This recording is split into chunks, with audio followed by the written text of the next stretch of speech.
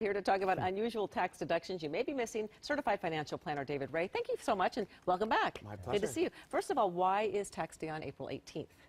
Because it falls on a holiday. The 15th is Easter, so I think a lot of people, well, they want to give you time to be with your family, I guess. Okay. Speaking of Easter, nice job on the pink memo. Look at you guys. All right, so let's talk about some unusual deductions, because people are looking for ways to save money. You've compiled a list of ways that people may not know that they could save money. Walk us through some of them. We all want to minimize our tax bills, so if you can find ways to lower your tax bill that you're already spending, it's great. It's great for your taxes. The first is fostering a pet. You know, if you're not sure you're ready to adopt a pet, any expenses you incur fostering that cat or dog or puppy, a cute little puppy, you can deduct that. Vet bills, food, other things along those lines. So that's one of my favorites. The other favorites is, unfortunately, is that divorce is expensive, but talking about family and Easter, alimony is deductible. So things to think about there. People don't always think about it, but it actually has to be alimony, not one of my... Here's some other ones. We're talking about private mortgage insurance, acupuncture, vitamin supplements. Wow. How does that work? So one of my favorite stories is actually if a person who is able to deduct a portion of their pool. So if a doctor says you need to do acupuncture, take vitamins or supplements or put in a pool, you can potentially deduct it as a medical expense.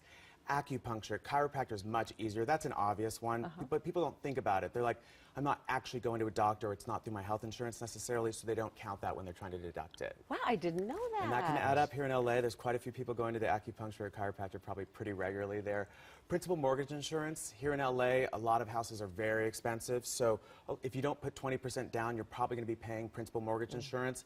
You know to deduct the mortgage interest or property taxes, but people forget the principal mortgage insurance, which actually can be quite expensive, a few $1,000s a year. And what are your tips in terms of charitable giving, which is such an important part of this? Kind of like fostering a pet, anything you do to volunteer or give your time for a charity. A lot of us have done things like the AIDS Life Cycle, the AIDS Walk, or a walk to end breast cancer.